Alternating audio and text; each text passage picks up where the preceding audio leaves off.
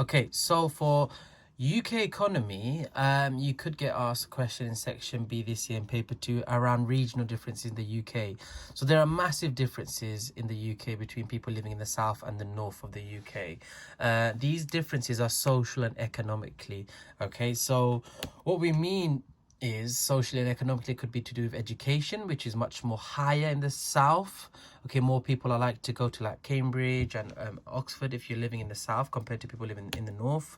You know, people are living longer much more in the south. People are earning more. Everything's much more better in the south. Okay, you're more likely to have a better quality of life.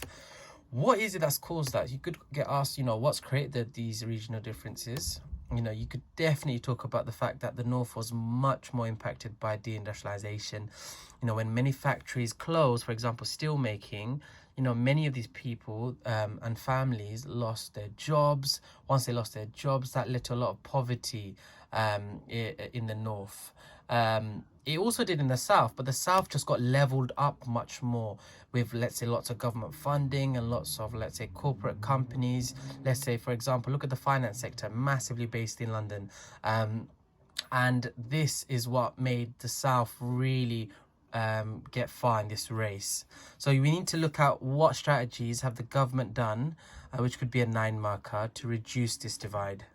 So one of the things that you can mention, especially if it's a 9 marker, they expect you to know at least one, but definitely two, maybe three even, different strategies. So easy one to go for, that what they did up north. What did they do up north to make sure that gap isn't as bad? So a lot of foreign investment. So you could talk about, you know, major motoring companies such as Nissan set up in let's say Sunderland.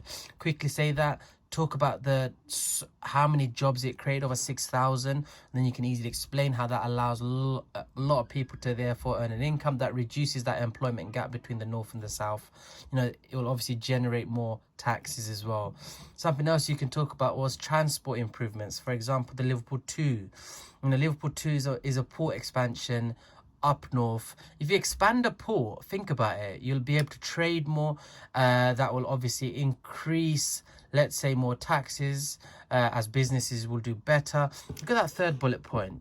A lot of people know the knowledge, but you don't know how to finish it off and link it back to the question and answer it. This therefore rebalances the economic activity between the north and the south. Say that line, whoever's marking your work will be impressed. You know, let's talk about other things. Enterprise zones.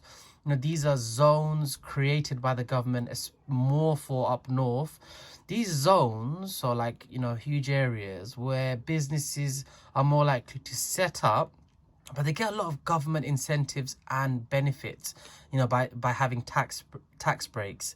You know, a lot of these businesses have to pay tax, but if you get a tax break from the government, especially if you're up north, that can save you so much money. Now you have to explain that these businesses can benefit with this additional money. They can obviously employ more people and they can become more competitive, which therefore balances out the gap between the north and the south. So say that.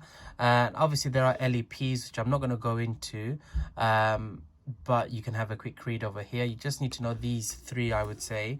But link it back. You know, I would make sure, you know, to say that therefore it increases economic activity in the north. It allows more business to set up in the north, therefore balancing out that kind of divide. You know, it would increase the chances of people to gain more income, to allow more taxes to be generated, which allows families to benefit, you know, by having more income. Socially and economically, they will have a much more improved life. And that's what you want to say.